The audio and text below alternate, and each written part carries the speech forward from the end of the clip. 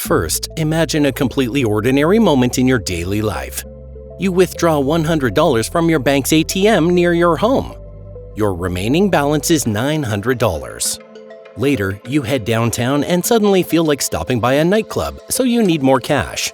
At an ATM from the same bank, using the same account, you try to withdraw another $100. But the screen tells you the withdrawal cannot be completed due to insufficient funds.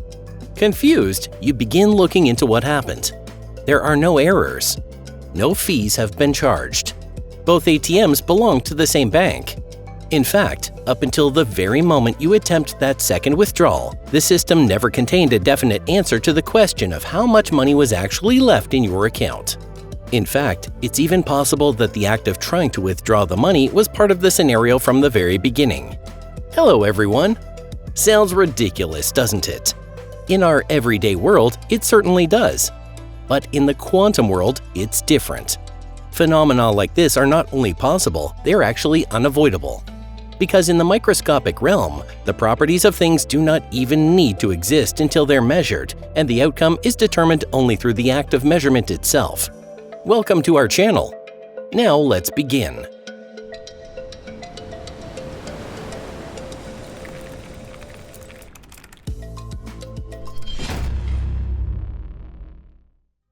Does God not play dice? Unfortunately, he does. If this picture of reality feels unsettling to you, you're not alone in thinking that. In fact, one very famous physicist would almost certainly have agreed with you. That physicist was Albert Einstein. No, Einstein didn't reject quantum mechanics itself. He clearly understood that quantum mechanics worked. He saw that its equations produced correct results and that experiments consistently confirmed them. The problem was not with the formulas themselves. The problem was how to accept the picture of reality that seemed to lie behind those calculations. Einstein could not accept the idea that a physical object had no definite properties until it's measured. He believed that reality must exist independently, whether or not we choose to observe it. An electron, he argued, must already have a definite spin projection. A particle must have either a precise position or a precise momentum. The system as a whole must be in a clearly defined state. Even if we do not know it and cannot measure it, it still has to exist. In the heat of debate, he famously declared, "God does not play dice." That statement is often interpreted simply as a rejection of a probabilistic universe. But what Einstein truly wanted to argue was something quite different.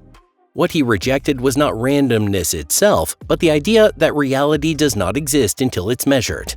In 1935, Einstein, together with Boris Podolsky and Nathan Rosen, proposed what later became known by their initials as the EPR paradox.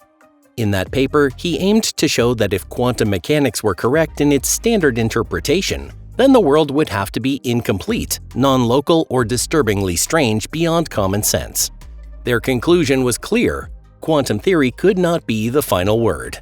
Beneath it, there must be some additional parameters that had not yet been discovered. In other words, there must be hidden variables that predetermined measurement outcomes, variables that simply remained invisible to us. At first glance, this idea seemed entirely reasonable. In fact, it almost felt self-evident. With that hypothesis, the existence of reality, causality, and even common sense could all be preserved. Even if we could not see every detail, the world could still continue to exist as something objectively real. And for a long time, the issue remained largely a matter of taste or philosophical inclination. Some physicists said, quantum mechanics is certainly strange, but apparently that's just how the world is. Others responded, no, we simply have not yet found the correct explanation. It was widely believed that no experiment could ever determine which side was right. That changed in the mid-20th century when someone decided to stop arguing about how the world ought to be. Instead, he asked a mathematical question. What could the world actually be like? In other words, if Einstein were correct, what would have to be true? His name was John Bell. The red flag of reality. He said, let us assume, for the sake of argument, that Einstein was right. That would mean particles truly possess predetermined properties. Not something mystical, but something concrete and real, merely hidden from us. And let us also assume that no influence can travel faster than the speed of light. No action at a distance like some kind of magic, everything operating properly and locally. But if that's the case, then the world must obey certain limits. Those limits would not depend on the fine details of an experiment or on anyone's preferred interpretation, nor on how quantum mechanics is written down. They would follow inevitably from a single assumption, that the world is both real and local. John Bell carefully derived those limits in the form of mathematical expressions. Today, they are known as Bell's inequalities. The name may sound modest, but for our world, they're like the red warning flag raised in front of a wolf. If that flag is torn down, we're no longer dealing with the same reality at all. More precisely, Bell derived a strict mathematical inequality that must be satisfied whenever the following three assumptions all hold at the same time. First, realism. Measurement results are determined by parameters inherent in the system. Second, locality. Unless signals travel faster than light, the result here cannot depend on which measurement is chosen over there. Third, freedom of choice in measurement.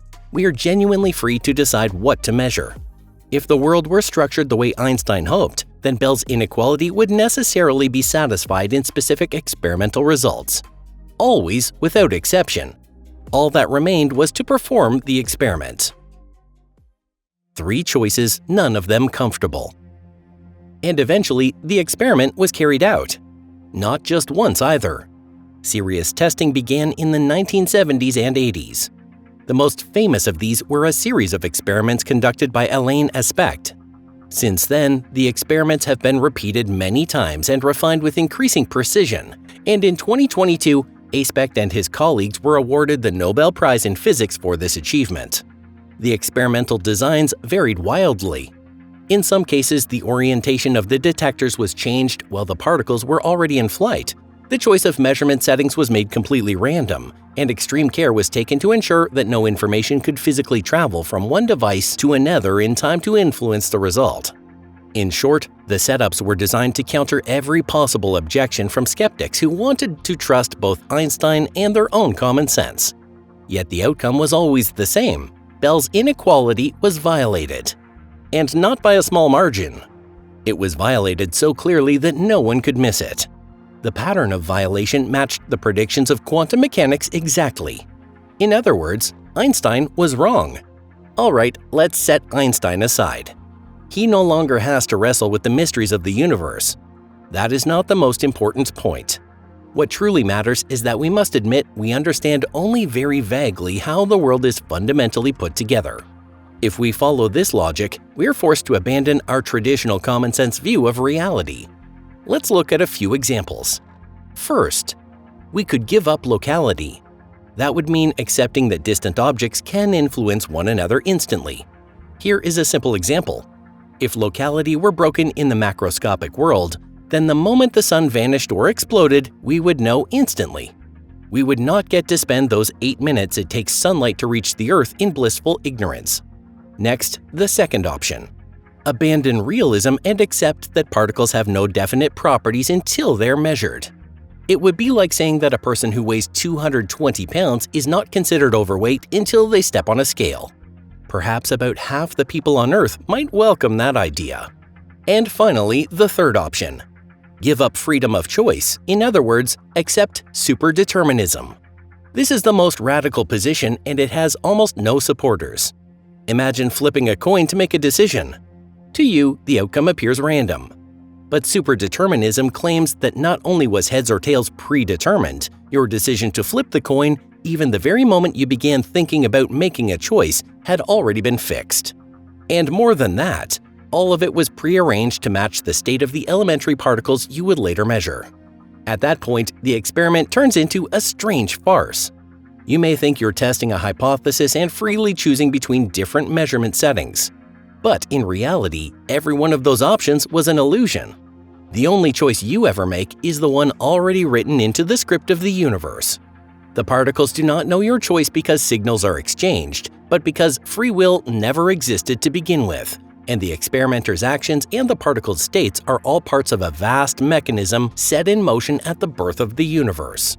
In such a worldview, nothing can truly be tested by experiment.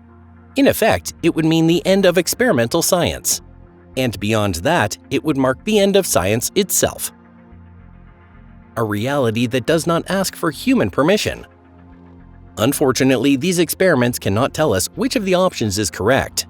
All they reveal is that at least one of our deepest intuitions about what reality is like must be wrong. Is the world non-local? Or do objects lack definite properties until they're measured? Or is the very idea of free choice itself an illusion? Or perhaps more than one of these, maybe even all of them, collapse at the same time.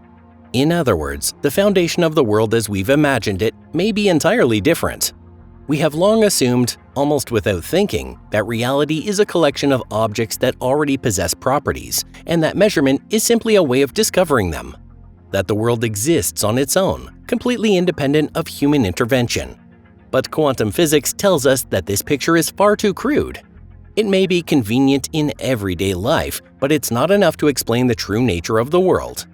And quantum physics is most likely right. Of course, that does not mean reality doesn't exist. Reality certainly does exist, and fortunately, we're not just obedient pawns living inside a matrix. Our world does not dissolve into mist or shift according to our mood. But at the same time, reality has no obligation to conform to the way we think it ought to be. So it would be wrong to say that we live in an unreal world. No, the world unquestionably exists. It is simply that reality is far deeper and far less intuitive than we once believed. So here's the point. Perhaps that is the most important conclusion of this entire discussion. Quantum mechanics and Bell's theorem do not take reality away from us. And honestly, we'd rather it stopped right there. Instead of uncovering something about our world that would completely overturn our view of the universe and reveal that we are merely units, not even inside a matrix, but on an even more intricately constructed stage of existence. If you found today's video interesting, please leave a like and share it with your friends. Thank you for watching. Until next time, goodbye.